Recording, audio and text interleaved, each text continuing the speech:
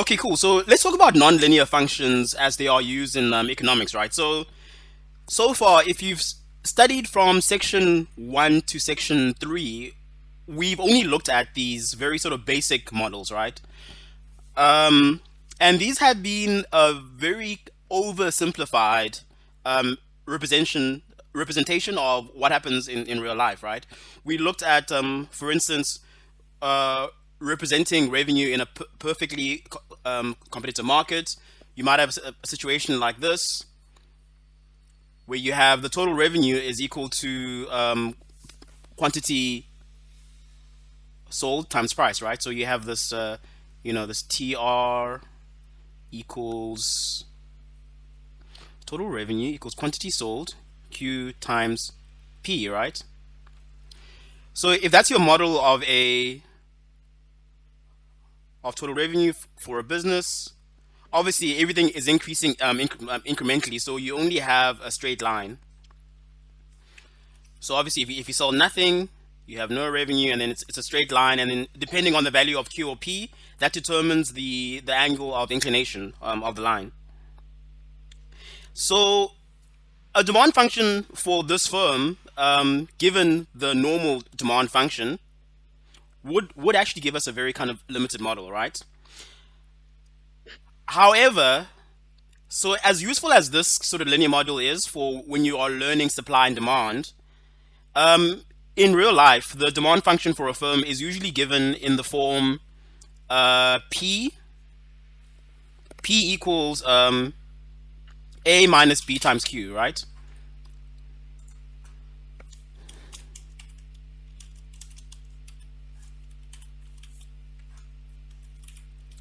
B times Q. So this is also a straight line.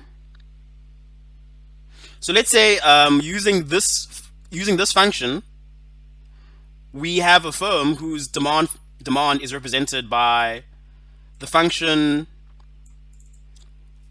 The example that they use in the textbook is this 50 minus 2q, right?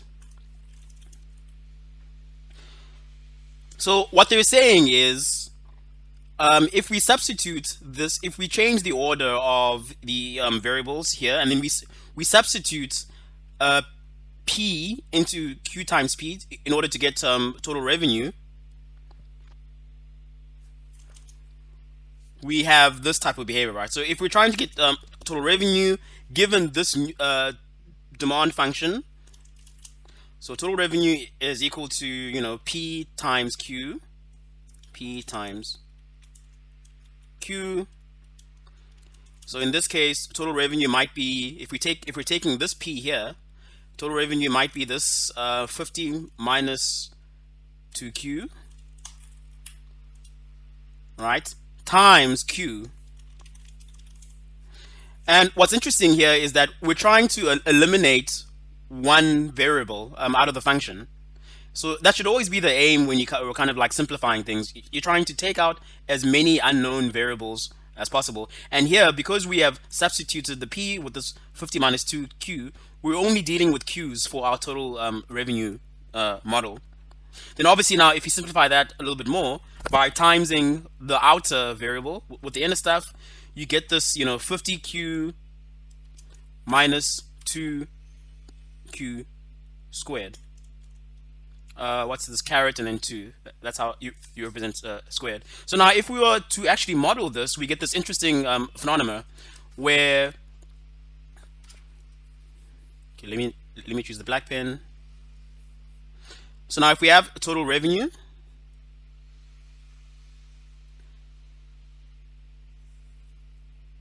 oh god, my lines are so bad.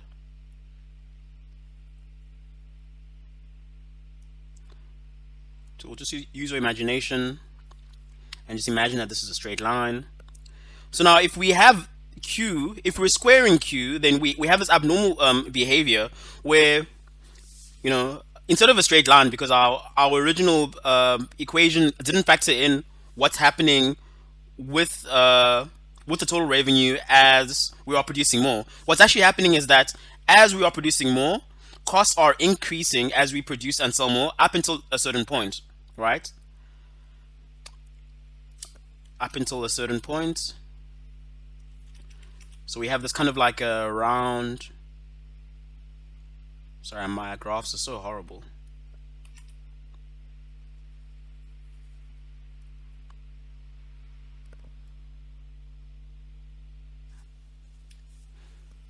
And if we have Q on this line and 0 here, what's happening is that we're making more and more revenue at every single point up until a certain point, which is referred to as the turning point, or often abbreviated as TP.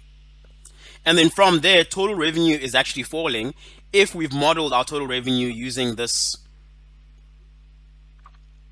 nonlinear function, or what's often referred to as a hyperbola.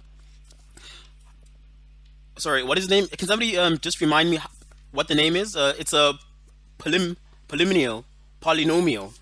Yes. So this is a polynomial, and this is a line, right?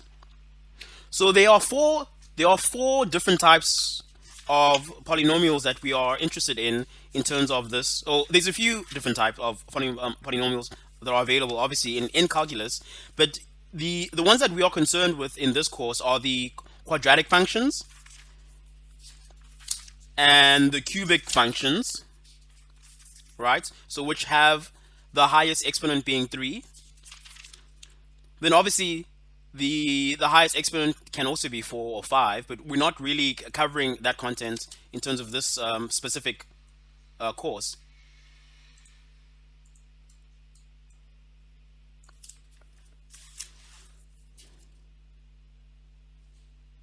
So let's talk about the quadratic functions.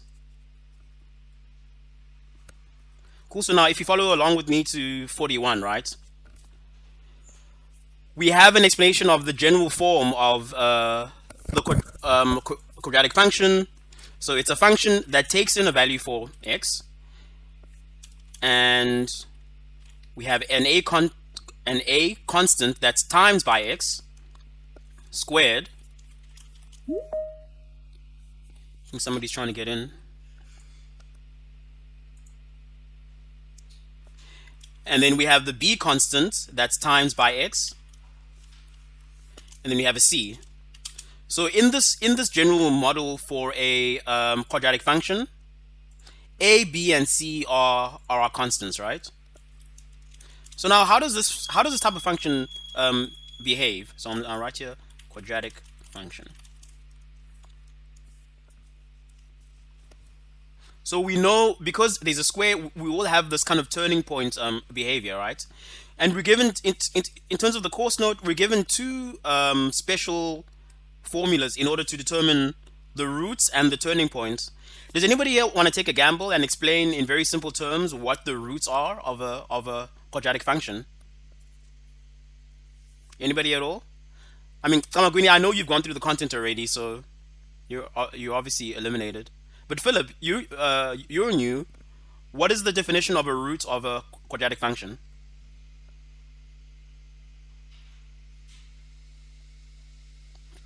Philip, are you there? Azania, would you like to take a gamble? Yes, man. Philip. You have to excuse me for now. Oh, okay. So this is a yeah. I still to grasp with this. Oh, okay, okay. No, that's fine. That's fine. That's okay. But now, so I had this example of a quadratic function here, and if you put in different values for q, and you plotted all of these values across a series like this, you would get this shape. So the roots are where the graph touches the where the graph kind of crosses y equals 0, or the x-axis, this axis here.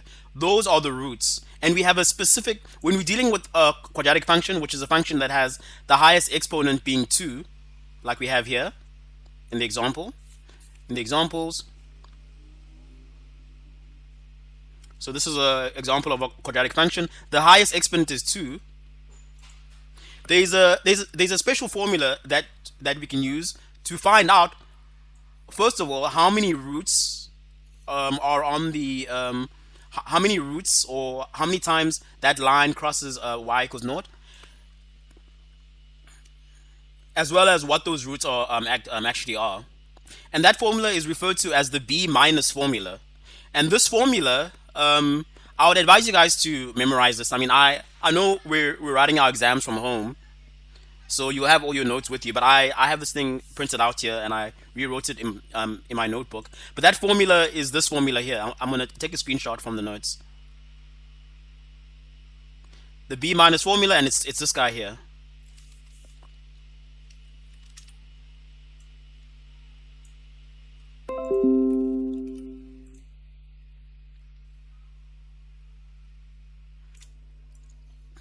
And it's obviously called the B minus formula because at the top, this top value here is negative b, and we are obviously substituting all of the constants from whatever quadratic function has been supplied to us.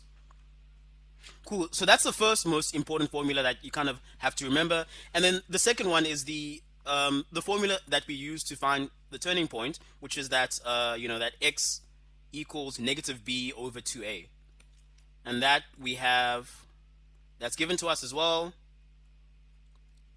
over here.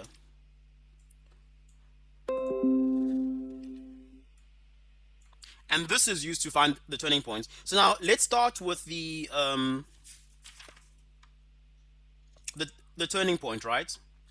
So the turning point for a quadratic function can either be a maximum turning point. So you see here, when we're modeling total revenue for a small business, we reach maximum total revenue at this point. So now to find this point, if we were, say, given and if you go over to the next page, to page 42, they give us an example here where they say, okay, cool, a firm has the demand function p equals 100 minus 2q, right?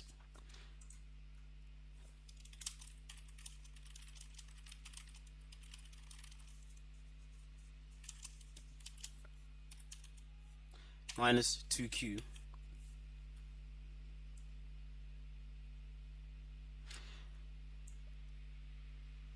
So now this is a linear equation. So this is not a, okay, somebody's calling me. Somebody,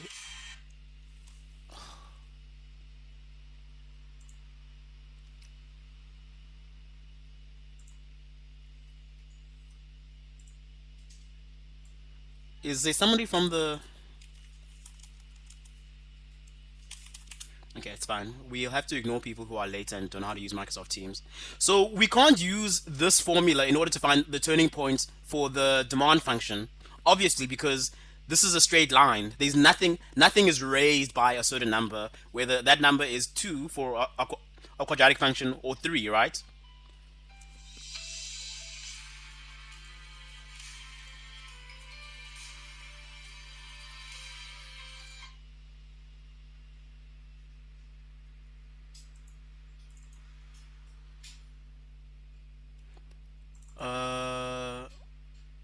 Just give me a second, please.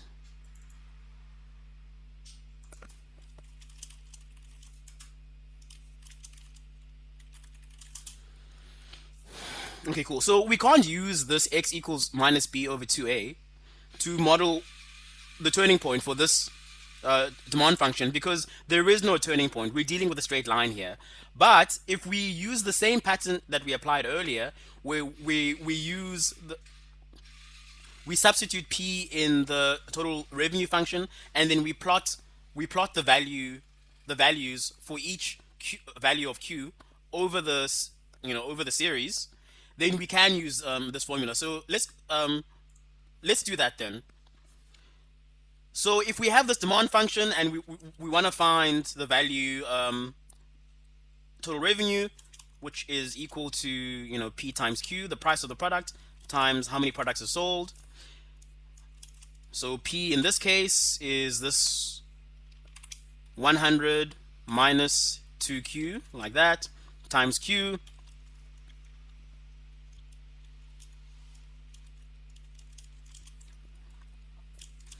and we say, let's say we say, let's times the q's out. So we say 100q minus 2q squared to the power of 2, like this.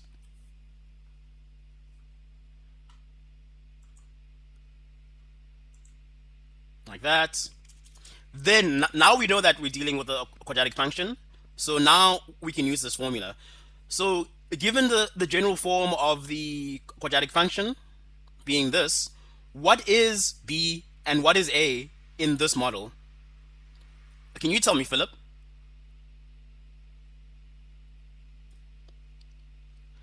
So a would obviously be whatever is being squared, right? Mm.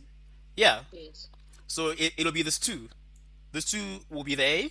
And then b is what is being times by q, or times by x. Mm. So it'll be this 100, right? So now if we try and substitute that into the formula, we'll get, q equals what can negative b divided by negative 2 over a. So q then actually equals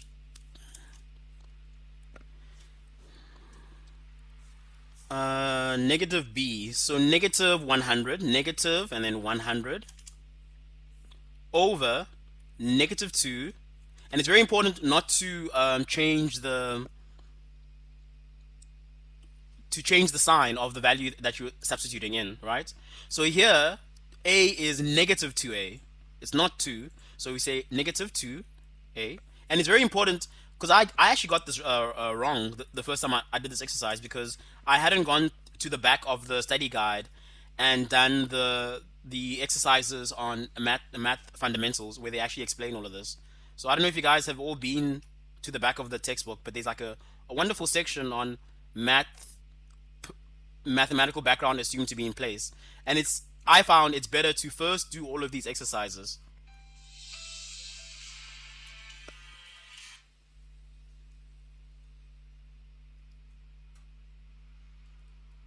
You see, I've highlighted some of these here.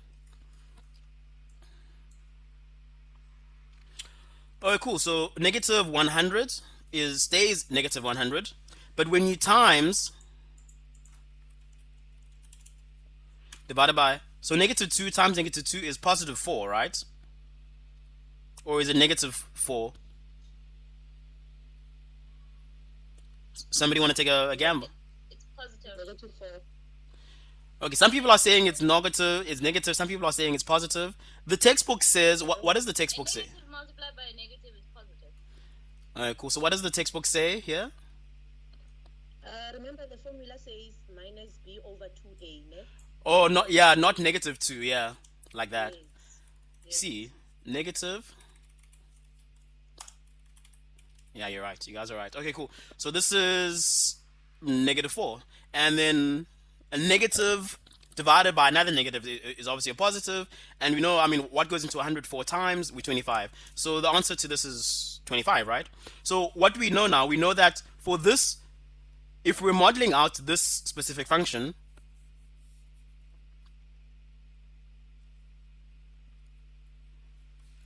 if we have x and y like that,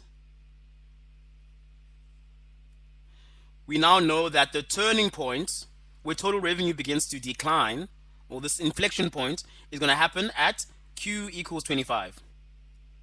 Even if we know nothing else about this formula. So here we have total, obviously have total revenue, and then here we have quantity. All right, cool.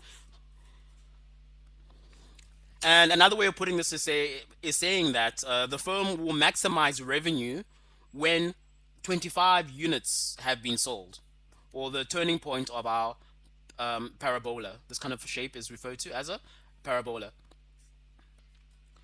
Cool. So now let's talk about minimizing, because what we're actually trying to do, these are all optimization questions, right? So here we're trying to find the maximum revenue, but we also have situations where we might want to find the minimum value of something. For instance, we might want to minimize cost, right? We have total costs that we are plotting for a specific function like this.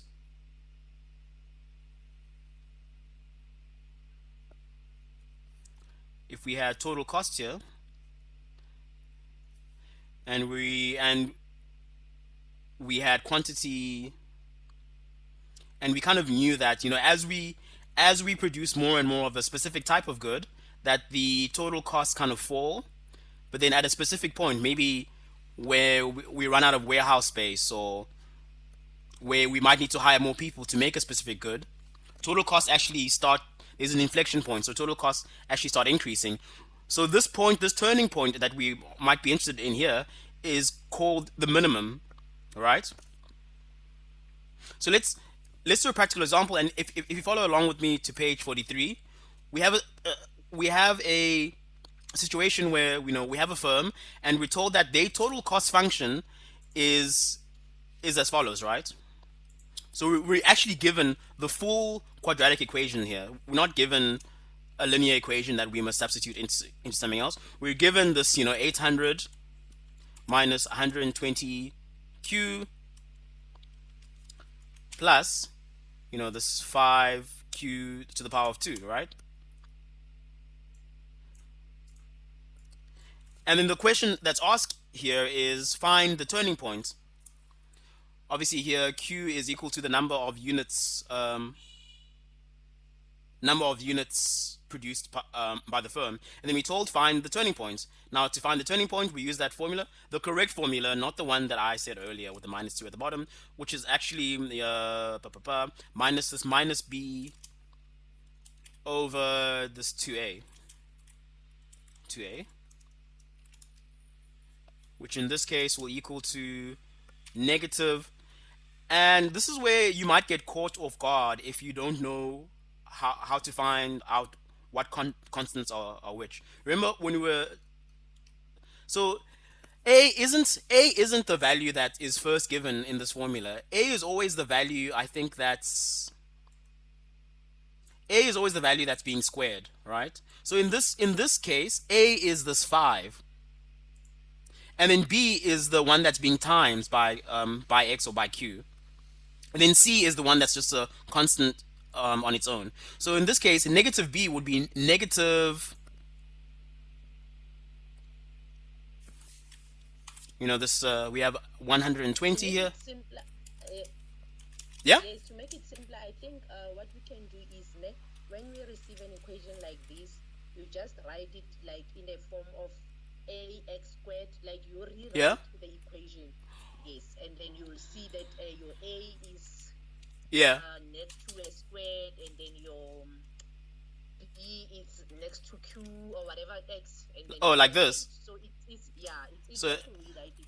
okay, that makes sense. That makes sense. And then so this would be plus 800. Hey, like that. And then this would be negative times negative 120. So then the minimum turning point here would be this 120 divided by 2 times 10. So how many times does 10 go into 120? It's 12 times, right?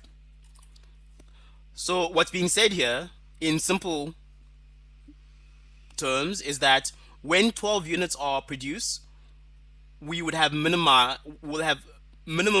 total costs.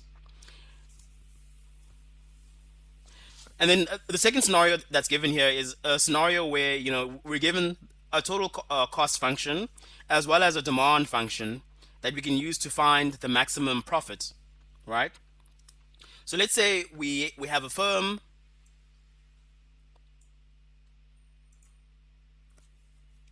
So I'm just gonna make a note here and say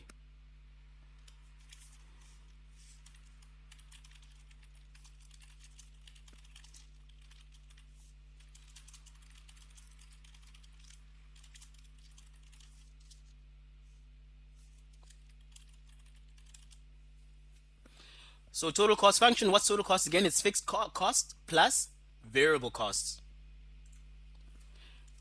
So that's total cost, as well as the demand function, which is that A minus B times Q.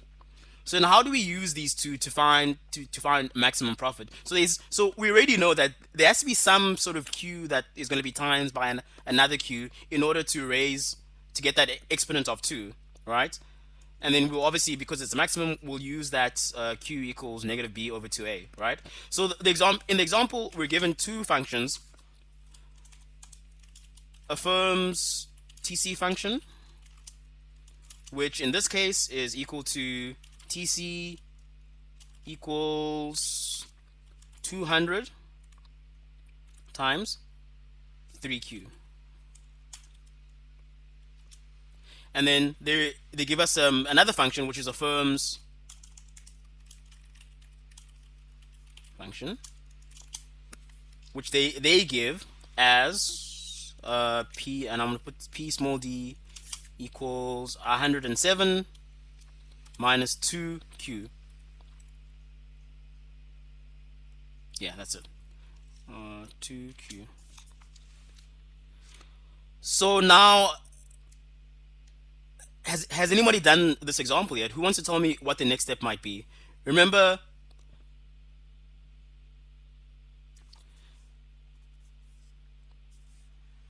we're not trying to find total costs on a graph like this. We're trying to maximize profit.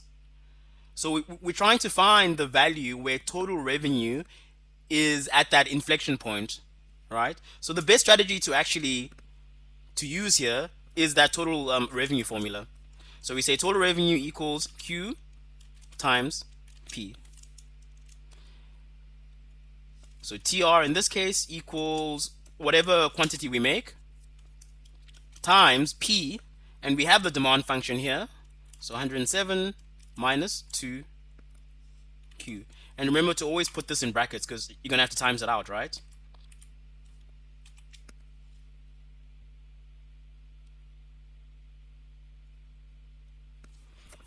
I think I might be making a mistake here. So we're trying to find the total revenue function, total revenue, and we have the total cost function. So the profit function is total revenue minus total cost, right?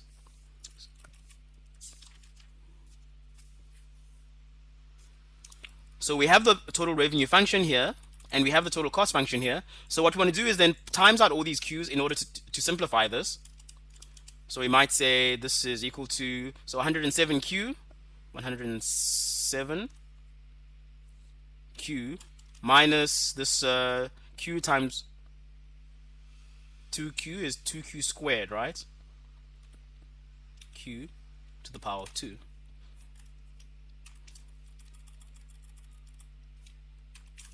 And then to find profit, we say, and I'm putting that in brackets for a reason, because to find profit, what you do is you take your total revenue function and you minus your total cost function. So in this case, what we need to do is take that 107,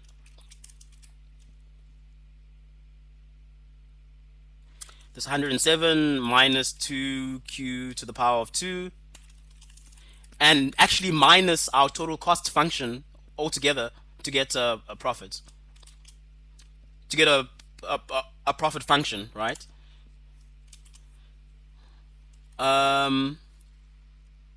So here what we are doing is we're saying this 200 minus 3Q, and if we obviously times all of this stuff out, what do we get? Okay, cool. So negative 2Q squared.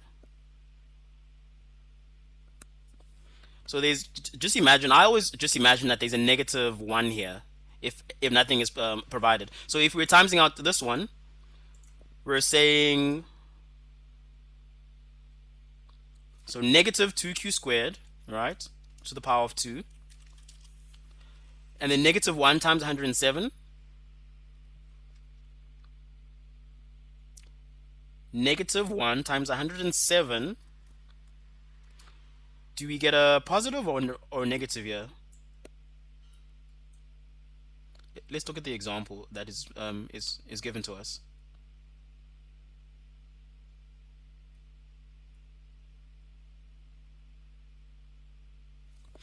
So 107 minus 2q squared. So it's a positive, right? So I'm going to say here plus 107. But here they have 107q or 107q. Oh, I forgot to carry over the q here. Yes. Yes. So this, and it's very important to not drop variables as you coding. But it's just because I'm writing everything out here that's confusing me. And then negative 1 times 200 is obviously negative 200, and then negative and a negative is, so this will be plus 3q. So we can already see at this point that there's something's going on here, right? We have, I think let's rearrange this so that as you had mentioned earlier, so that we, oh, it is in the right order. So we sorry, just add these, we add all of the variables that have the same sorry. yeah, Before you carry on, yeah, I think your our TC ne, yeah. it's 200 plus 3q. So Oh, when we do the p equals to, or you've made it all around tr minus t3 ne, yeah, so it will negative be 200, so this will be um minus 3q. your 200 plus 3q, they will be in brackets. Remember, they come from the original equation as 200 plus 3q. Yeah. So you put them in bracket, yes. And then it's No, but minus here it's 200 200. minus 300. All right. Oh, this is, yeah. Oh, okay. Oh, sorry. This is also my Yeah. mistake here. Sorry, I'm just, I haven't, I need a bit of a, I need a warm up. I haven't done these online lessons in a while. All right. No Oh, problem. cool. So now we have that. We times everything out. We find that we have, if we times everything out, we find that we get this negative 2q to the power of 2. And then we have sort of the same terms here. We have 107q, and then we have a minus 3q here. So what is that? 105, right? 104. 7, 3 is 4. So this is, so that'll be plus 104q, and then minus this 200. So you can already see here that we're dealing with a quadratic function, right? So then all we need to do is use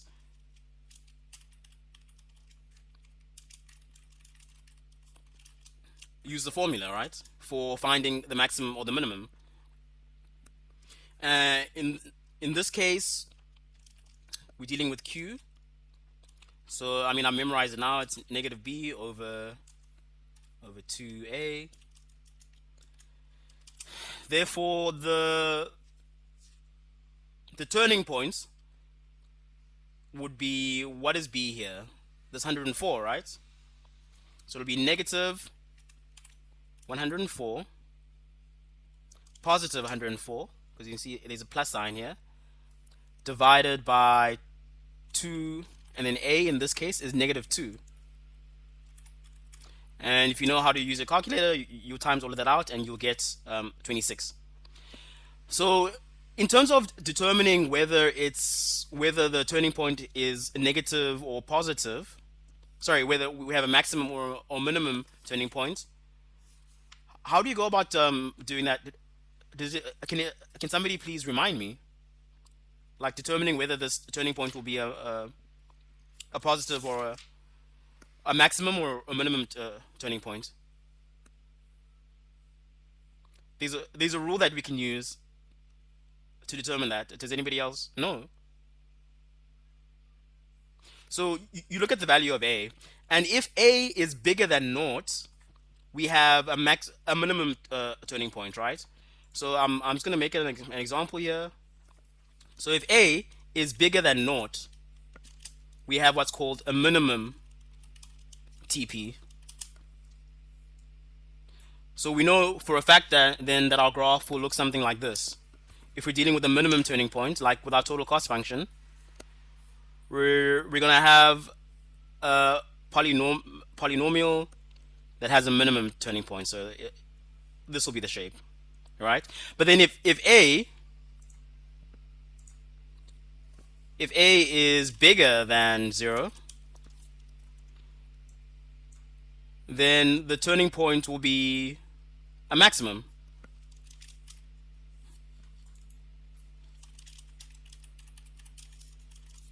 So you know for a fact that the shape of the graph will be something like this. It'll be this kind of.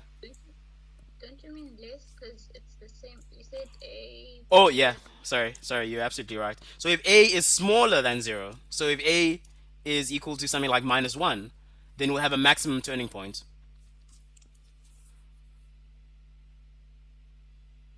So it'll be like if we have a graph like that, we'll have a maximum turning point.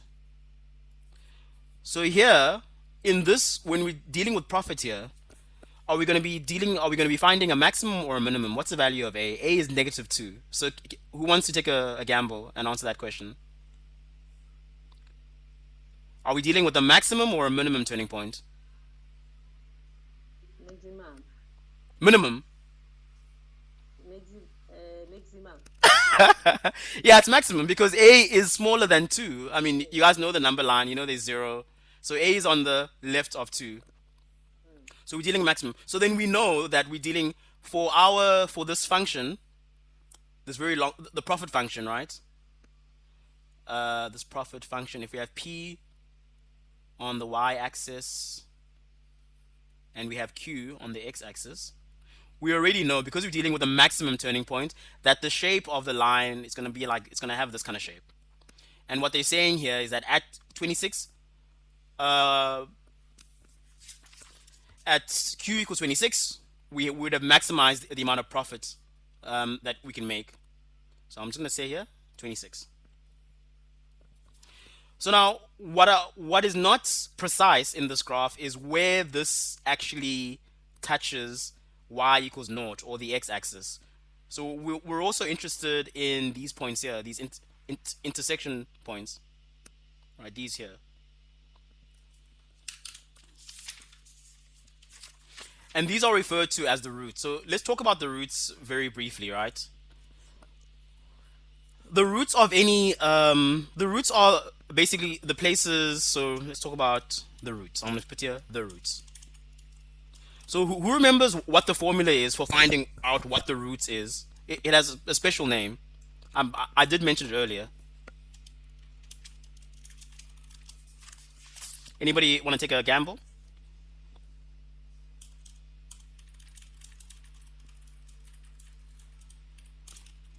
Okay, it's the negative b formula. You guys remember the negative b formula? It's that very scary looking formula with the square root sign. So to find the roots, we use the negative b formula, which is in the Unisa notes at the beginning. I saw it somewhere. Here it is here.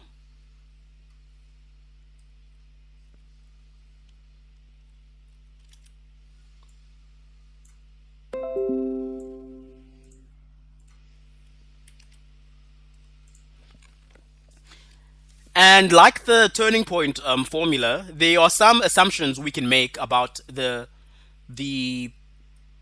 negative b formula, and we can make certain assumptions by looking at the value that's under the square root here, which is referred to as the discriminant, right? And they give us those rules in the study guide, and I'm just going to copy and paste this here.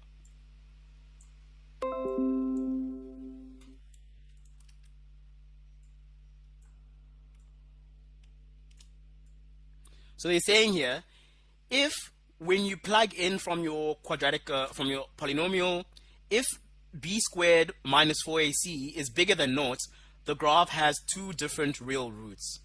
All right. But if b squared minus 4ac is equal to 0, the graph touches the x-axis at a single point. And if b squared minus 4ac is smaller than 0, the graph does not touch the x-axis. So now, do you guys? I'll just do some examples to show this. But basically, if b squared minus 4ac is bigger than 0, the graph has two different real roots. So if you have an example of a, it might be something like this, right? So if you have a graph, whether it's profits or total revenue, that's a quadratic function. if when you plot in all the values, so if you, even before you plot in all the values, if you plot in the constants into the negative b, into the discriminant, I'm going to say put here, it's called the discriminant, right?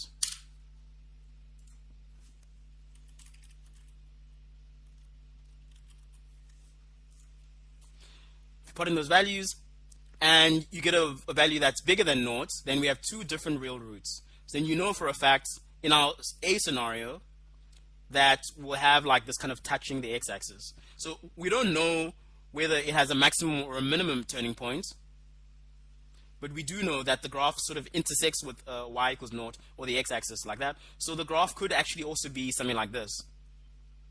It could look like this and intersect the, or it could even look something like, you know, this.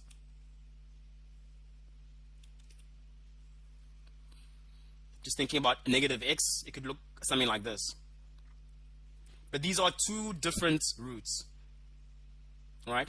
So what assumptions can we make if b squared minus 4ac actually equals naught?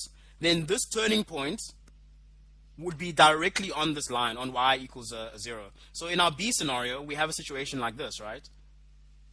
In our B scenario, if we have your y-axis and your x-axis like this, we kind of have a graph that's kind of floating either here or it's floating here. Oh, no. In our B, touches at a single point. So the turning point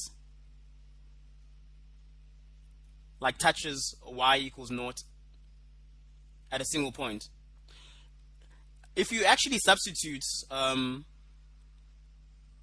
values, you'll find two different values when you use this plus, because you see here in our negative b formula, we first have to find the intersections, we first have to say negative b plus the discriminant over 2a, and then we do, to find the second root, we say negative b minus the discriminant over 2a. But what they're saying here is that both the outcome of both those values is the same number. So what you actually have is one single point that touches the x-axis for our B scenario. And then here, obviously, we have a graph that doesn't touch for our C scenario. So we just have a graph that's kind of like floating like that or like that. Cool. So it's very important that you guys understand how to get the roots and what they actually mean. So now let's go to the, we're gonna have to move forward quite quickly and start doing some exercises on, so that we've covered optimizing quadratic revenue, profit, and total cost. So let's move over to page 422. Sorry, 45. So section 4.2.2, and talk about market equilibrium. So it turns out that using all that we've learned so far, we can also actually find market equilibrium when demand and supply are modeled using nonlinear functions. So they give some example scenarios in the textbook where they take a firm and they say, and they give you the demand and the supply function as quadratic functions. So in our scenario,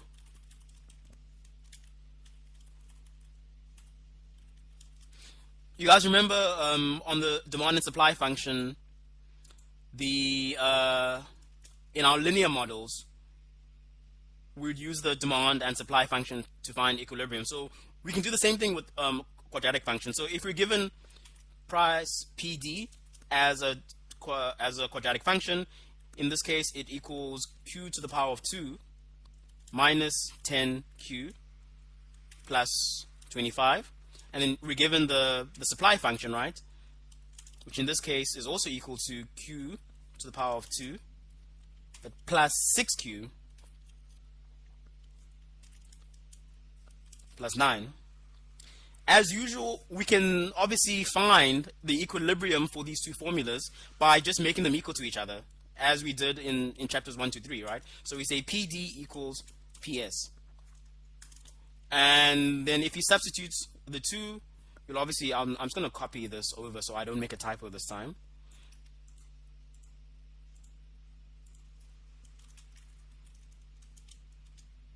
So you get this equals that, right?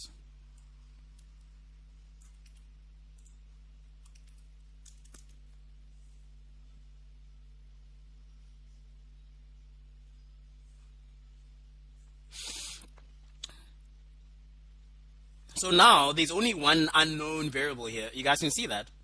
There's only one unknown variable here, which is q. So if we obviously move all the terms around, and I'm not going to go through the full exercise here, we get this q equals negative 16. But you guys know how to move constants around over the equal sign, etc., etc. So this is the mark. So what they're saying here is that at q equals 16, we would have reached market equilibrium. But we know that there are various formulas available to us for. I mean, we're dealing with a quadratic function here, but we know that if we, let's say, wanted to figure out what the turning points are and what the discriminant is and what the roots will be when we're trying to model this, we have available to us those formulas that we had done earlier. And what they're doing in the textbook is they're basically substituting into those general formulas, and they find that the turning point for just profit, for this negative one, so it's negative 10q, so we know that it's a demand function. So the formula here to find the turning point of this is obviously this negative b over 2a, but that'll give us 5. And then the discriminant is 0, so we know that this touches the axis. And the vertical axis intercept, so when q equals 0, so 0 squared is obviously 0 minus 10 times 0 eliminates both of these and leaves us with p equals 25. So the vertical axis intercept is 25. And they do the same exercise here, and then I think on the next page they then plot the two graphs, and that's PD equals PS, the intersecting point. So what did they get when they got PD equals PS? Is this a different example from the one that we had? Oh, yeah, I did a different example. Oh, I think I did this one over here.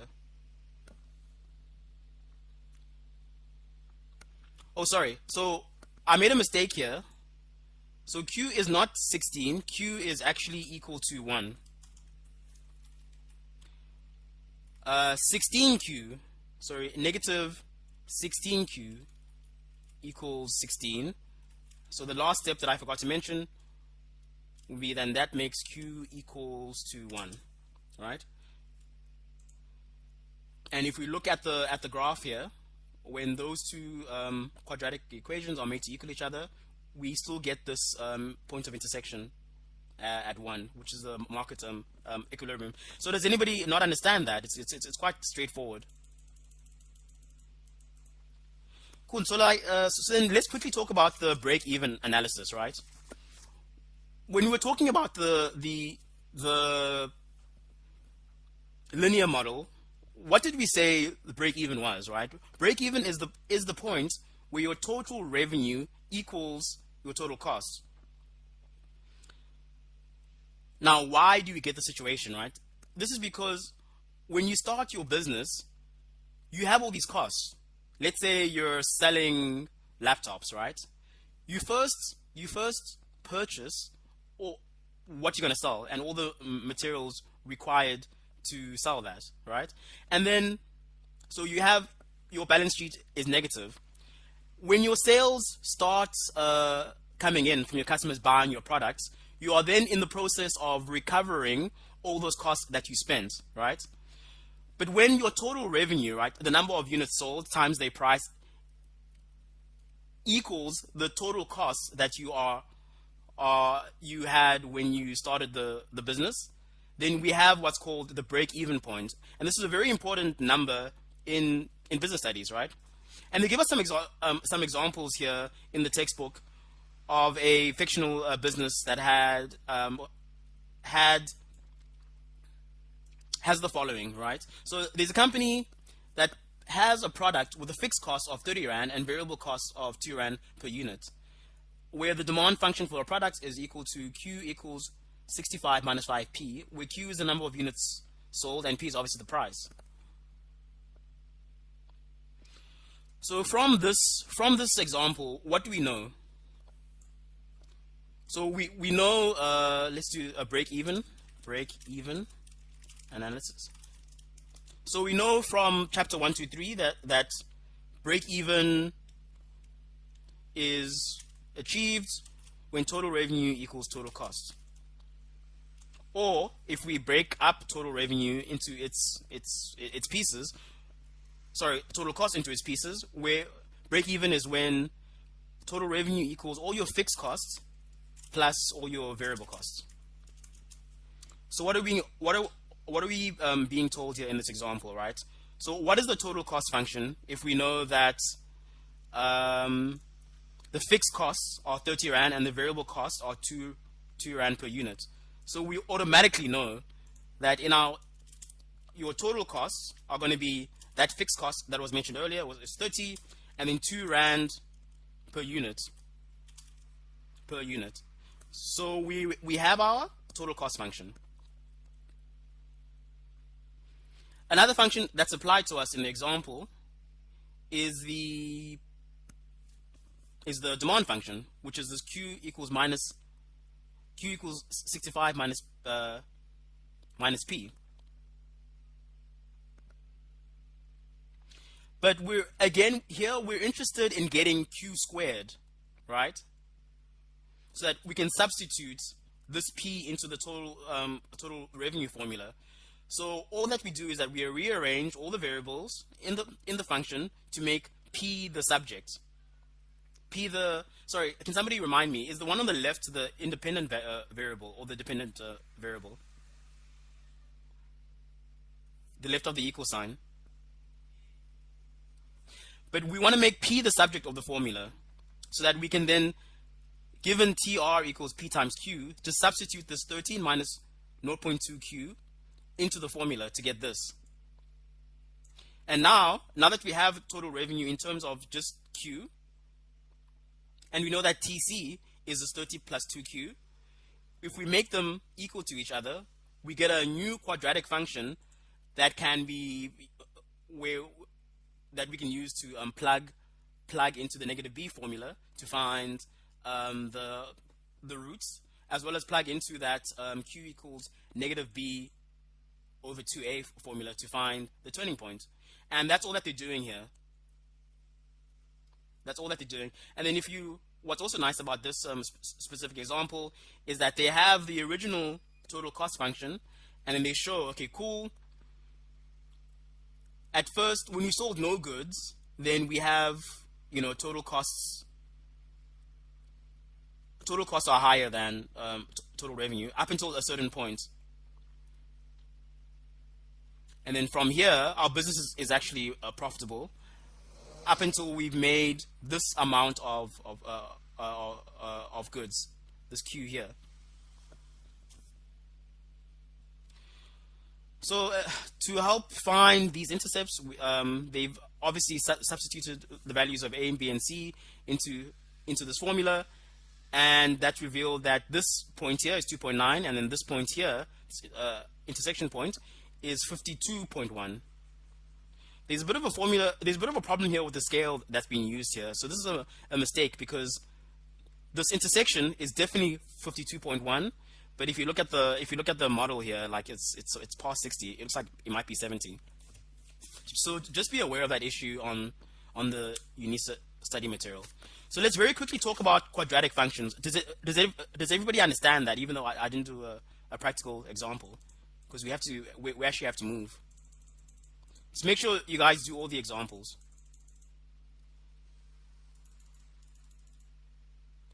So let's talk about cubic functions, right? If you follow along with me to page 48, they explain that the general form that a cubic function takes is the follows. Is the following.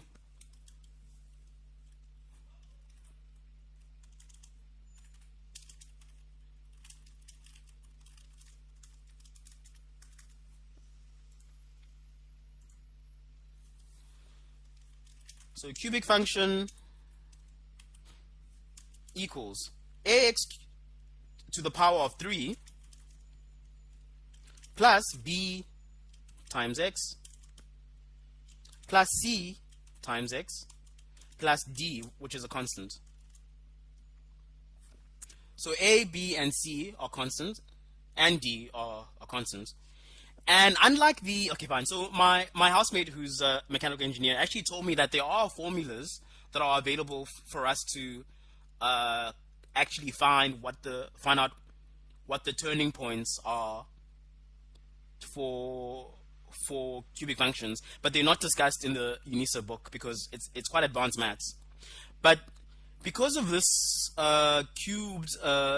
this exponent of 3 here, these functions might behave very differently based on a small change of a value, right?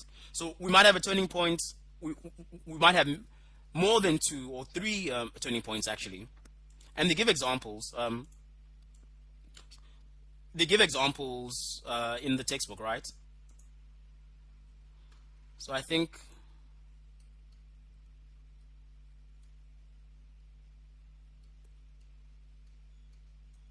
cool. They don't give examples, but I'll just explain. I'll give some examples from the back of the textbook as well. So for instance, let's say we had a cubic function, the following cubic function, right? Here's example A, where fx equals 3x to the power of 3 plus 2.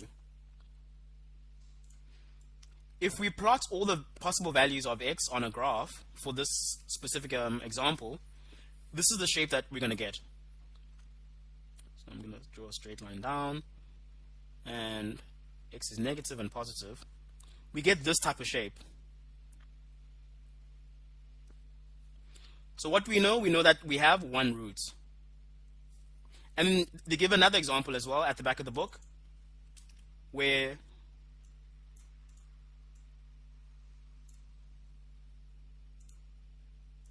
example B,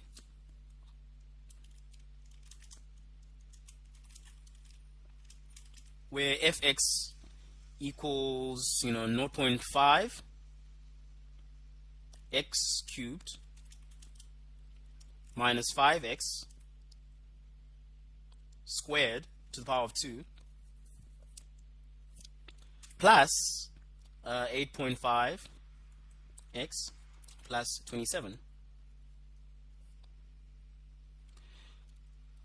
In terms of our turning points here, what's also, before I move on to plotting this function, what's interesting to note here is that there's actually no turning point here. Like there's the value of y has it, or of fx tends, or the slope of the graph sort of becomes decreases, and then it hits another inflection point where it increases as well. But we never have a situation where this graph, the value of y is actually getting less and less. It's always either staying the same or increasing. So this one actually has no turning points. But in the second example, this fx, we have 2 turning points. So we have a graph that takes on this kind of shape, right?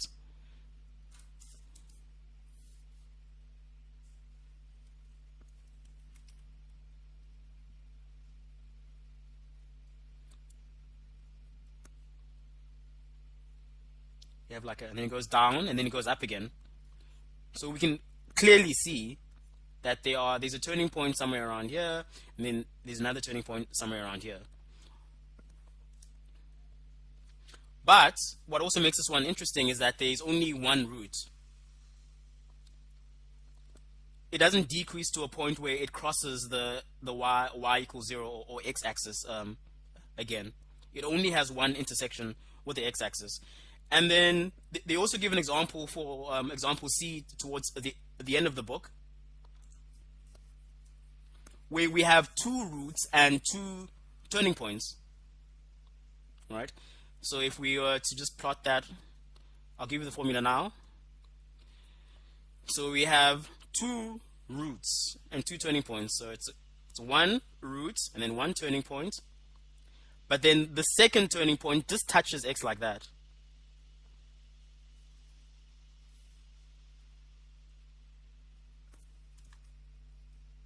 So this is turning point 1, this is turning point 2. But the turning point here is also the root. This is the root. I'm just making another circle here to say that the root and the turning point are the same value. And the formula, the example that they've given here for a function that kind of has this type of behavior is this f(x) equals this 3x cubed plus 9x to the power of 2. So that's scenario C. And then the last scenario that they give to us to sort of explain how, to just emphasize how we can't just look at something and plug it in to determine the turning points and roots, is example D towards the back of the book, where they have 3 roots, right? Isn't that funny? 3 roots. We've only been dealing with 2 roots so far.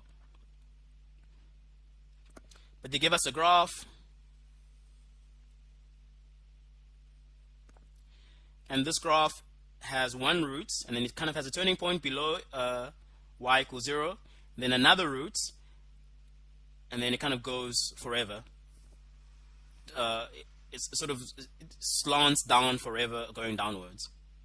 You kind of imagine it coming from somewhere else, like that. So now we obviously have 3 roots. Root 1, root 2, and then 2 turning points. And this is actually quite interesting because the formula, the function here, looks very similar to what we have above here, right? But it behaves, yeah? Sorry, Santos, where are you getting? Are you seeing this page? Quadratic functions, cubic functions. This here. Oh, okay. You see, there's explanations here. Actually, let's just have a look at these here. So you guys see what's going on here. And this is actually much better because they've even put, I need to learn how to plot more efficiently on these online groups. But you can see here that there's 3 different roots and there's 2 turning points. And you can see that because these are cubic, they have exponents that are of 3. The highest exponent is 3, so they're cubic functions. The behavior is so kind of sporadic, right?